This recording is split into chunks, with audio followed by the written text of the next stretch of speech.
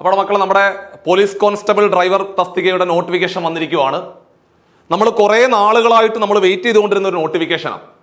സ്വാഭാവികമായിട്ടും ഈ നോട്ടിഫിക്കേഷൻ വരുമ്പോൾ ഒരുപാട് പ്രതീക്ഷകൾ നമ്മുടെ മുമ്പിലുണ്ട്. ഡ്രൈവർമാരെ സമീപിച്ച് നോക്കുമ്പോൾ നിങ്ങൾ പഠിച്ചുകൊണ്ടിരിക്കുന്നു, നിങ്ങളൊരു പൂർണ്ണമായ പഠനത്തിലേക്ക് വരിക എന്നുള്ളത് ബുദ്ധിമുട്ടാണ്. കാരണം നമ്മൾ പാരലായിട്ട് ജോലി ചെയ്തുകൊണ്ടായിരിക്കും പഠിക്കുന്നത്. അപ്പം നമ്മളെപ്പോലെ തന്നെയാണ് നമ്മളിവിടെ പരീക്ഷ എഴുതുന്ന എല്ലാ ഉദ്യോഗാർത്ഥികളും. നമ്മുടെ എക്സാം ഹാളിൽ ഇരിക്കുന്ന, അല്ലെങ്കിൽ നമ്മുടെ തൊട്ടടുത്ത എക്സാം ഹാളിൽ ഇരിക്കുന്ന എല്ലാ ഉദ്യോഗാർത്ഥികളും ഇതുപോലെ രാവിലെ മുതൽ വൈകുന്നേരം വരെ ഒരു ഡ്രൈവർ ജോലി ചെയ്തിട്ട്, നമ്മൾ പ്രൈവറ്റ് മേഖലയിൽ ഏതെങ്കിലും ഒരു ഡ്രൈവർ ജോലി ചെയ്തുകൊണ്ടായിരിക്കും ഏറ്റവും അവസാനം വൈകുന്നേരങ്ങൾ ഈ ഒരു സമയം പഠനത്തിന് വേണ്ടി പ്രയോജനപ്പെടുത്തിക്കൊണ്ട് സർവീസിൽ കയറുക എന്നുള്ള മോഹം നമ്മൾ പൂവണിയുന്നത്.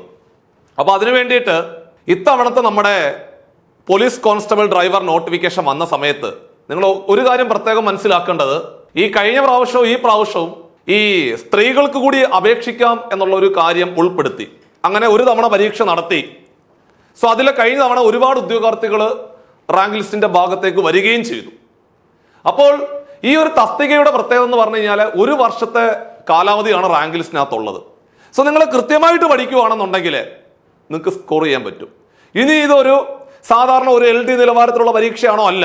കാരണം LD നിലവാരത്തിൽ എഴുതുന്ന പരീക്ഷകൾക്ക് ഒരു പ്രത്യേകത എന്ന് പറഞ്ഞു കഴിഞ്ഞാൽ ആളുകൾ കൃത്യമായിട്ട് ഒരുപാട് സമയം ഇരുന്ന് പഠിച്ചുകൊണ്ടാണ് മുമ്പോട്ട് പോകുന്നത്.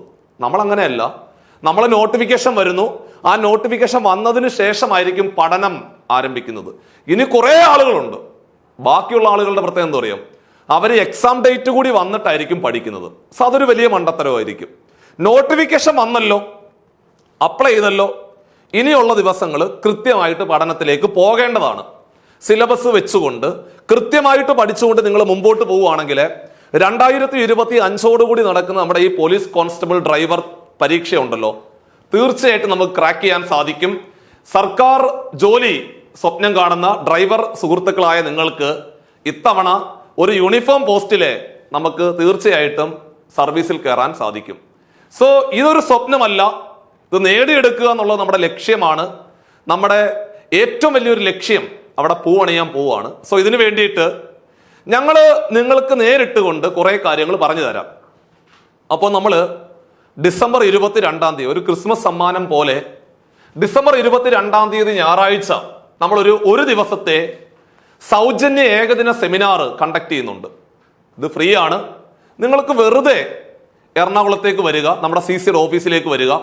ഇവിടെ നമുക്ക് ക്ലാസ് എടുക്കുന്ന എല്ലാ അധ്യാപകരും നേരിട്ട് നിങ്ങൾക്ക് കാര്യങ്ങൾ പറഞ്ഞു തരും. ഏറ്റവും പ്രധാനപ്പെട്ട ടോപ്പിക്കുകൾ എന്ന് പറഞ്ഞാൽ സ്പെഷ്യൽ ടോപ്പിക്കുകളാണ്. ആ സ്പെഷ്യൽ ടോപ്പിക്കിനകത്തു നിന്നുള്ള 50 മാർക്കിന്റെ ചോദ്യങ്ങൾ ഏറ്റവും ഭംഗിയായിട്ട് പറഞ്ഞു തരാൻ റാഗിൽ സാറും അതുപോലെ തന്നെ നിയ സാറും ഉണ്ടാവും. ബാക്കിയുള്ള പ്രധാനപ്പെട്ട വിഷയങ്ങൾ, കണക്കാണെങ്കിലും കറണ്ട് അഫേഴ്സ് ആണെങ്കിലും അതുപോലെ ബാക്കിയുള്ള വിഷയങ്ങളൊക്കെ നേരിട്ട് പറഞ്ഞു തരാം. എന്തൊക്കെയാണ് പഠിക്കേണ്ടത്, ഏതൊക്കെ മേഖലകൾ കേന്ദ്രീകരിച്ചുകൊണ്ട് നിങ്ങൾ പഠിച്ചുകൊണ്ടാണ് മുമ്പോട്ട് പോകേണ്ടത്.